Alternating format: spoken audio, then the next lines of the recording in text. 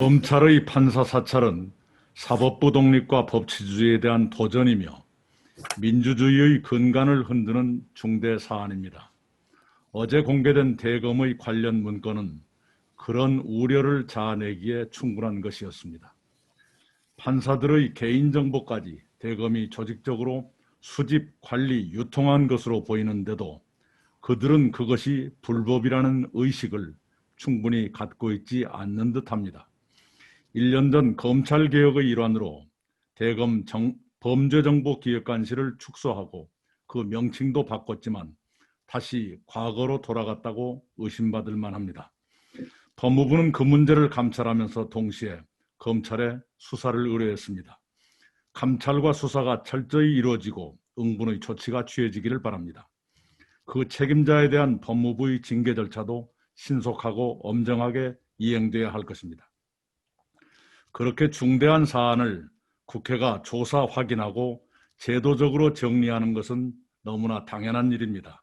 그러나 야당은 그렇게 심각한 문제마저 정쟁이나 정치 게임으로 끌고 가려 하고 있습니다.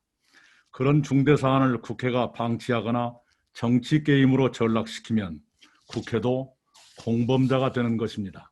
법무부 감찰과 검찰 수사를 지켜보고 그 결과를 토대로 국회는 국회의 책임을 다해야 합니다. 검찰은 검찰의 검찰이 아니라 대한민국의 검찰이고 국민의 검찰로 거듭나야 합니다. 그렇게 가자는 것이 검찰개혁입니다. 우리 당은 검찰개혁의 고삐를 다시 조이며 앞으로도 최선을 다할 것입니다. 검찰의 판사 사찰을 어떻게 처리할 것인지도 검찰개혁의 중요한 시금석입니다. 코로나19 확산세가 심각합니다. 당과 정부는 중환자용 병상 확충 등 대처에 총력을 기울여 주기 바랍니다. 방역 수위를 과감히 조정해 짧고 굵게 유지하는 방안도 검토할 필요가 있습니다. 일주일 앞으로 다가온 수능이 가장 큰 걱정입니다. 수험생 중 의심 증상이나 확진자는 병원이나 별도 시설에서 시험을 치릅니다. 그러나 이어질 논술, 실기 등 대학별 고사에 대한 준비도 충분히 되어 있는지 걱정입니다. 일부 대학은 확진자들의 응시를 제한했다고 합니다.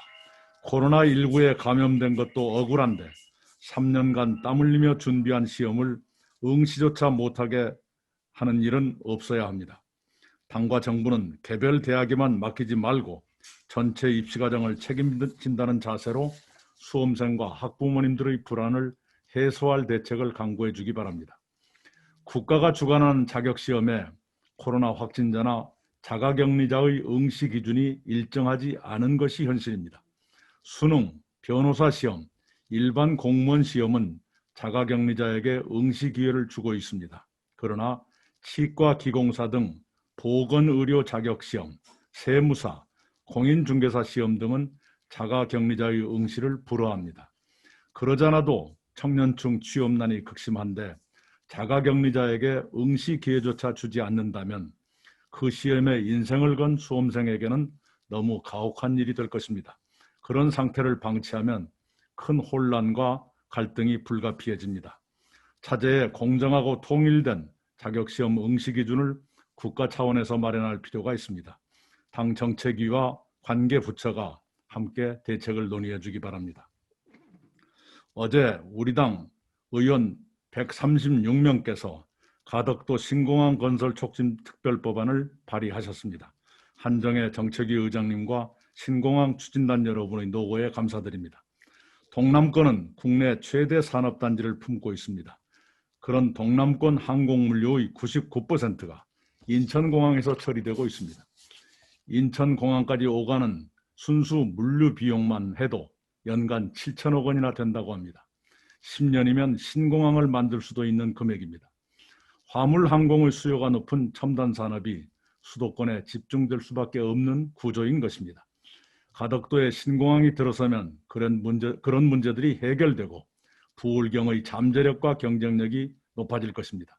나아가 국가 균형 발전과 대한민국 미래에도 획기적인 기여를 할 것입니다. 여야의 특별법안이 병합심의돼 최대한 빨리 처리될 수 있도록 노력해 주시기 바랍니다. 이상입니다.